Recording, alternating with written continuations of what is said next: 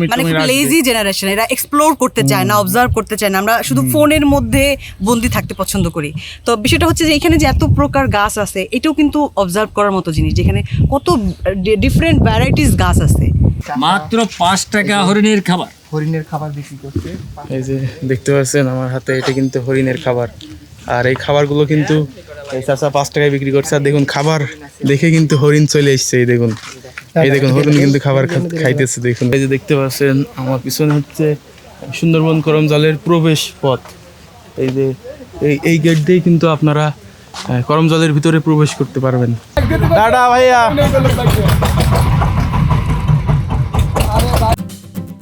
আজকের ভিডিওতে আপনাদেরকে দেখাবো সুন্দরবনের করমজলের এক অংশ।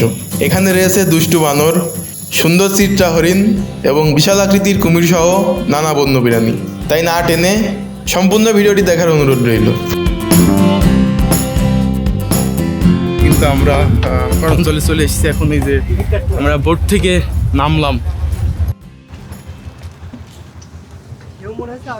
করমজলে আপনাদেরকে ঢুকতে হলে অবশ্যই আপনাদের টিকিট কাটা লাগবে। আর এই যে এই পাশে দেখতে পাচ্ছেন, এটি হচ্ছে টিকিট কাউন্টার। এই যে দেখতে পাচ্ছেন, এইটাই কিন্তু হচ্ছে টিকিট কাউন্টার। তাহলে টিকিট কত করে লাগে? 46 টাকা প্রতিজন, তাই তো? জি, জনপ্রতি 46। তো আপনারা জানতে পারলেন যে প্রতিজন প্রতি এখানে 46 টাকা করে টিকিট লাগে। আর এইটাই হচ্ছে দেখুন টিকিট কাউন্টার। এইখানে প্রতিজন প্রতি টিকিট কিন্তু 46 করে। তো আমরা তিনজনের টিকিট কাটছি দেখুন 138 টাকা। আর যারা বহিরাগত বা বিদেশি তাদের জন্য 575 টাকা করে। আর এইখানে দেখুন আপনারা দেখতে পাচ্ছেন, এটা হচ্ছে কুমিরের ডিম। আর এটা মা বাঘের পাশে পুরুষ বাচ্চার পাগ মার্ক। আর এখানে কিন্তু ওই যে সুন্দরী গাছের শ্বাসমূল দেখতে পাচ্ছেন, এই যে এইটা সুন্দরী গাছের শ্বাসমূল। এবং ভিতরে অনেক কিছুই আছে দেখুন, হিরন পয়েন্ট, কালির চর, হলদি বুনিয়া এবং বিভিন্ন ধরনের জিনিস এর ভিতরে রয়েছে। দেখুন মানে বঙ্গোপসাগরের বিভিন্ন অংশ। এই যে দেখতে পাচ্ছেন আমার পিছনে হচ্ছে সুন্দরবন করমজলের প্রবেশ পথ। এই যে এই গেট দিয়েই কিন্তু আপনারা করমজলের ভিতরে প্রবেশ করতে পারবেন। দেখতে পাচ্ছেন এটি হচ্ছে কিন্তু সেই পশুর গাছ, এই যে বাইন গাছ। আমরা কিন্তু আমাদের উদ্ভিদ বিজ্ঞান বিভাগে এই গাছগুলোর কথাই শুনি। আর আজকে কিন্তু আমি সেই গাছগুলো আমার নিজের চোখের সামনে দেখছি। এই যে তো আমরা আমাদের উদ্ভিদ বিজ্ঞানের অনেক বইতেই কিন্তু এই গাছগুলোর কথা উল্লেখ আছে, যেইগুলো কিন্তু আমরা আজকে দেখছি। এই যে দেখুন, এটা হচ্ছে সেই বাইন গাছ, অ্যাবিসিনিয়া অফিসিনাল। আমার সামনে আরেকটি গাছ, যেটা হচ্ছে এই যে দেখুন পশুর গাছ। এই দেখুন পশুর গাছ ধরে এই যে আমার এই পাশে দেখতে পাচ্ছেন সব হরিণ। এই যে দেখুন, জীবনে প্রথম আমি সামনাসামনি থেকে হরিণ দেখতেছি গাইস। দেখুন ওই যে দূরে দেখতে পাচ্ছেন, এগুলো কিন্তু সব হরিণ। হরিণের খাবার মাত্র 5 টাকা। আচ্ছা, এটা আসলে হরিণের খাবার। এটা কি যেটা বিক্রি করছে? এটা শাক। শাক। জি। হ্যালো, এটা কি হরিণ মানে খুব বেশি পছন্দ করে? পছন্দের খাবার হরিণের খাবার। আপনি কি মাত্র 5 টাকা। হাতে ধরে খাবার দিবেন, ছবি তুলবেন, হাতের কাছে হরিণ আসবে। 12 মাসে কি আপনি এটাই বিক্রি করেন? আল্লাহর রহমতে। কোথায় পাওয়া যায় এই শাকগুলো? জঙ্গলে পাওয়া যায়। আচ্ছা আচ্ছা, তো এগুলো আপনি কি নিয়ে আসেন নাকি অন্য কেউ এনে দেয়? আমি নিয়ে এসি। ও আচ্ছা। হরিণের খাবার মাত্র 5 টাকা। হাতে ধরে খাবার দিবেন, ছবি তুলবেন, হাতের কাছে আসবে হরিণ। করমজলের মধ্যে মাত্র 5 টাকা হরিণের খাবার। হরিণের খাবার বিক্রি করছে। এই যে দেখতে পাচ্ছেন আমার হাতে, এটা কিন্তু হরিণের খাবার। আর এই খাবারগুলো কিন্তু এই চাচা 5 টাকায় বিক্রি করছে। আর দেখুন খাবার দেখে কিন্তু হরিণ চলে এসছে। এই দেখুন হরিণ কিন্তু খাবার খাইতেছে। দেখুন গাইস, এই যে আমার হরিণের খাবার দিতেছি গাইস। দেখুন গাইস আমার হাত থেকে খেয়ে নিছে। এই দেখুন, এই দেখুন এটা কিন্তু হরিণ। দেখুন গাইস, জীবনে ফার্স্ট টাইম কিন্তু আমি আমার কাছ থেকে দেখুন হরিণ ছুঁয়ে দেখলাম। এই দেখুন গাইস, এই দেখুন হরিণ। দুইজন কিন্তু চলে আসছে অলরেডি। এই হরিণটা শিং আছে, এই হরিণটা শিং আছে। আর দেখতে পাচ্ছেন এর ভিতরেই কিন্তু হরিণগুলো মূলত থাকে। আপনি যখনই খাবার হাতে নেবেন, এই হরিণ কিন্তু অটোমেটিক চলে আসবে। আর খাবার যদি শেষ হয়ে যায়, হরিণ আবার কিন্তু নিজের স্থানে ফিরে যাবে। দিকে তাকিয়ে আছে দেখুন। দেখুন হরিণগুলো কিন্তু তাকিয়ে আছে, খাবার হাতে দেখলেই কিন্তু এই হরিণগুলো আপনার কাছে ছুটে আসবে, আবার খাবার শেষ হয়ে গেলেই তার নিজের স্থানে তারা ফিরে যাবে। কিন্তু এই যে দেখুন ভাইয়েরা কিন্তু আচার খাচ্ছে। মানে কেমন লাগছে ভাই? ওই যে পাহাড়ি তেঁতুল বলে, এটাকে সুন্দরবনের তেঁতুল নাকি ভাই বাইরের লোকালি? ভাল লাগছে আচারটা অনেক, খেয়ে দেখো। এই দেখুন আচার, ভাই একটুখানি পানি দেবেন? আসলে আচারটা কিন্তু অনেক অনেক স্বাদ। তোমরা ইয়ে খাও, খাও সরিষার তেল দিয়ে বানানো তো না ভাই? খাবা না তারপর আচার খাবা? আচারটা কিন্তু সরিষার তেল দিয়ে বানানো, ফ্লেভারটা অনেক সুন্দর। আবার কত কমি? দেখতে পারছেন আমার সামনে কিন্তু কুমির, ওই যে দেখুন কুমির কি ঘুমাচ্ছে নাকি? দেখুন কত বড় কুমির, এই যে দেখুন এটা বড় কুমির, আপনাদেরকে দেখাতেই পারলাম না।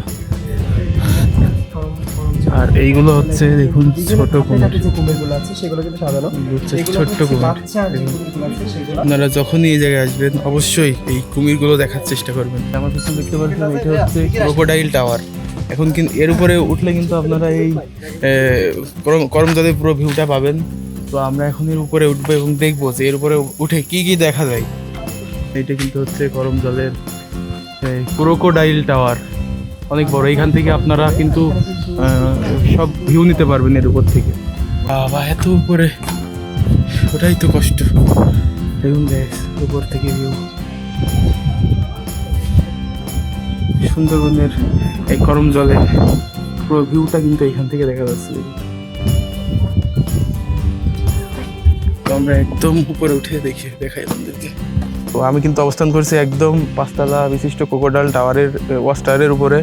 এই পাশে দেখতে পাচ্ছেন এটা হচ্ছে কিন্তু সাঙ্গু নদী, আর ওই পাশে ওইদিকে কিন্তু আপনারা এখন প্রবেশ করতে পারবেন না। আর এই পাশে সুন্দরবনের বিভিন্ন গাছ, আর এই যে এই পাশে দেখতে পাচ্ছেন এটা হচ্ছে পার্ক বিশিষ্ট। আমরা সচরাচর যে পার্কগুলো দেখি সেরকমই খাঁচার ভিতরে হরিণ এইগুলো বন্দি আছে। এখান থেকে আপনারা এই ওয়াচ টাওয়ারের উপর থেকে আপনারা পুরো ভিউ পাবেন। তো আমরা এখন নিচে নামছি, দেখি আর কি কি আছে। ওকে,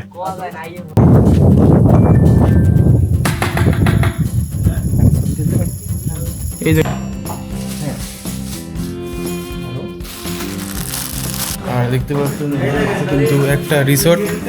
আর এই জায়গায় আপনারা আমাদের এলাকা থেকে বা যে কোনো এলাকা থেকে এই জায়গার সব কিছুরই দাম কিন্তু একটু বেশি, কারণ সচরাচর এই জায়গায় সব কিছু পাওয়া যায় না। আর এদেরকে কিন্তু মংলা বন্দর থেকে এইগুলো নিয়ে আসতে হয়, এই জন্যই মূলত এখানে জিনিসগুলোর দাম একটু বেশি।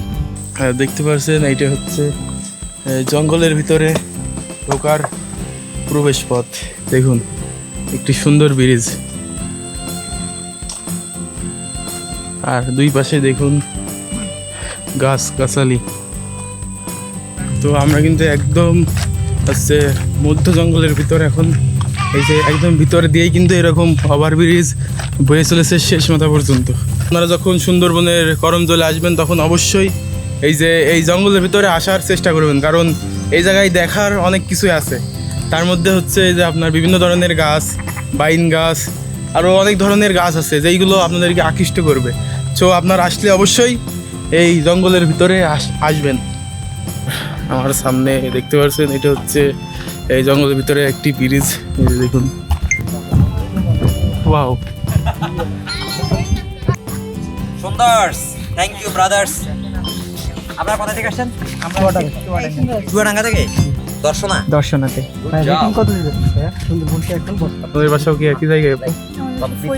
ফরিদপুর। আপনার এক জায়গাতে। আপনারা ঘুরতে এসেছেন তাই তো? কিন্তু ঘুরে আমরা খুবই হতাশ নিয়ে আসছিলাম, মিশন আরো নিয়ে কিছু আসছিলাম যে ব্যাপার আমরা হচ্ছে, যাবো আমাদের সরাসরি generationটা সামনে হচ্ছে আমাদের কুমির মানে টুমির খুব লেজি জেনারেশন, এরা এক্সপ্লোর করতে চায় না, অবজার্ভ করতে চায় না। আমরা শুধু ফোনের মধ্যে বন্দি থাকতে পছন্দ করি। তো বিষয়টা হচ্ছে যে এখানে যে এত প্রকার গাছ আছে এটাও কিন্তু অবজার্ভ করার মতো জিনিস, যেখানে কত ডিফারেন্ট ভ্যারাইটিস গাছ আছে। তো এটা কিন্তু অন্য দেশের কোথাও নাই, এটা যেটা আমাদের বাংলাদেশে আছে। তো এটাও আমরা কিন্তু মানে একটা বিশেষ একটা দিক যে এত বড় একটা এরিয়া নিয়ে গাছ এবং কত রকমের ভ্যারাইটি গাছ। এই যে লাল কাঁকড়া, এগুলো তো ডিফারেন্ট জিনিস, দেখার মতো জিনিস। আর এই পেছনে এই জায়গায় কিন্তু সব একই, এই জায়গায় শুধু গাছ আছে, বিভিন্ন ধরনের গাছ, তাছাড়া কিছুই নাই। তো দেখি সামনে গিয়ে আর আপনাদেরকে আমরা কি কি দেখাতে পারি। ওকে, তো ভাই আপনি কই থেকে এসেছেন? সুন্দরবনে হচ্ছে নারায়ণগঞ্জ থেকে ভাই। তো কেমন লাগছে এখানে ঘুরে? ভালো ভালো লাগতেছে, নদী জঙ্গল, রিসোর্টে ছিলাম, হ্যাঁ সবকিছু মিলে গুড, অল গুড। জি, তো যে এখানে এক ভাইয়া বললো যে এখানে সবকিছু কৃত্রিম হয়ে গেছে, সে আগের মতো ন্যাচারাল আর কিছু নাই। তো এই সম্বন্ধে আপনার মতামত কি? না, যেমন মতামত বলতে কি, সবসময় তো সবকিছু থাকে না। যেমন এক এক সময় এক একটা ওয়েদার, এখন যেরকম বর্ষা নাই, পানি নাই, পানি বর্ষাকালের ওয়েদারটা অন্যরকম, ঠিক আছে, শীতের ওয়েদারটা অন্যরকম। তো ওই দিক থেকে আমরা স্যাটিসফাই, ঠিক আছে। আমার কাছে খুব ভালো লাগতেছে, ঘুরছি, মানে ট্যুর মানে হচ্ছে আপনার কি বলে, স্যাক্রিফাইস করতে হইব, আর এটার ভিতরে আনন্দ করতে হইব।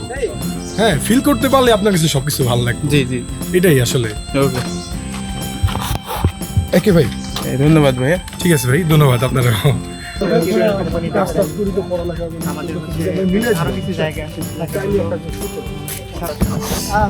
তো আমরা কিন্তু জঙ্গলের ভিতরে ঘুরলাম এবং এর ভিতরে শুধু গাছই আছে, তাছাড়া অন্য কিছু আমার চোখে পড়ে নাই।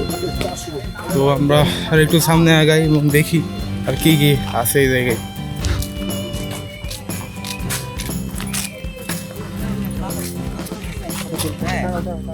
এখানে কিন্তু দেশের বিভিন্ন জায়গা থেকে পর্যটকরা আসে দেখার জন্য। যেমন আপনাদেরকে দেখালাম এর আগে ভিডিওতে, অনেকজন এসেছিলো, তাদের মতামত আপনারা জানতে পারলেন। এই জায়গায় এসে সবাই হতাশ, কারণ এই জায়গায় ন্যাচারাল কিছুই নাই, সবগুলো কিন্তু কৃত্রিম হয়ে গেছে। তো করম জলটা কিন্তু আমাদের ঘোরা শেষ, আর এই ভিডিওতে আপনাদেরকে করম জলের অনেক কিছুই দেখানোর চেষ্টা করেছি। টাটা ভাইয়া।